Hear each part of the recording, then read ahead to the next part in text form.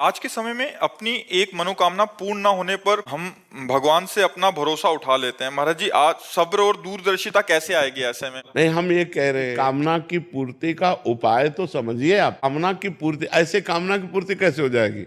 हम बैठे बैठे कहें हमें भोजन मिल जाए, भोजन मिल जाए, भोजन मिल जाए, मिल जाएगा? कम से कम हमें यही कहे ना, तो किसी के दरवाजे पे जाके कहे हमें भोजन दे दीजिए। तो दो चार घर नहीं मिलेगा, एक घर में तो कोई दयालु दे देगा। हम भगवान से मांगते हैं तो क्या समझकर मांगते हैं? ऐसे मिल जाएगा? या तो आपका भजन हो, पाठ हो, तपस्या हो तो आप मांगो, तो उसके परिणाम से आपको मिलेगा। और या भगवान से प्रेम हो, दोनों नहीं है, दोनों नहीं। भगवान से अपनापन नहीं है, जैसे हम अपने पिता से मांगते हैं, अपने स्वामी से मांगते हैं। भगवान से इतना प्रेम लगाव तो हो कि प्रभु एक पिता जैसा, एक अपना जैसा। कोई लगाव नहीं भगवान से और आपके पास तपस्या नहीं, तो कामना की पूर्ति कैसे हो जाए? हमें बताओ, कैसे हो जाए? फिर तो चराचर जगत भगवान का बच्चा है, सब कामना ही कर रहे हैं, तो सबकी पूर्ति हो जानी चाहिए। लेकिन शर्त है, दो बातों में से एक बात आप में होनी चाहिए।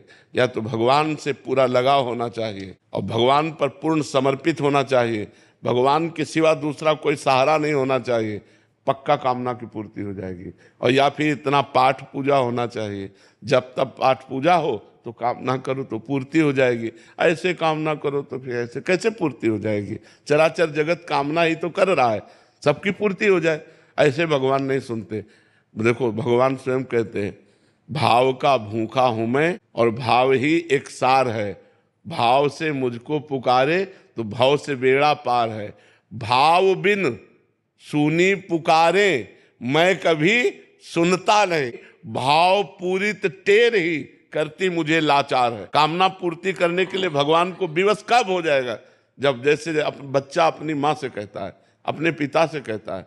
तो हम भगवान को अपना माने तो भगवान को तो अपना नहीं मानते, और भजन साधन है नहीं, तो कामना क्यों पूर्ण हो? हमें बताओ। अब जैसे आप कह रहे हो कि हम 5,000 का भोग लगा देंगे, महाराज जी घूस देते हैं। भगवान के दरबार में घूस नहीं चलती, ये पक्की बात समझो। जिनको ये बात समझ में आती है कि हमने बिहारी जी को एक भोग माना और हमारा काम पूरा हो गया, वो भूल में है। बिहारी जी भोग में आके तुम्हारा काम नहीं पूरा किए, वो काम पूरा होना था इसलिए पूरा हो गया। बिहारी जी घूस ले लेते, राधा वल्लभ जी घूस ले लेते, ये तो उदार है, उदार दानी है। ये लेके नहीं देते, उदार दानी है। बस इतना मान करके आप प्रभु से प्यार तो करो, थोड़ा भजन साधन करो। अब ऐसे ही कामनाओं की पूर्ति तो कैसे बताए?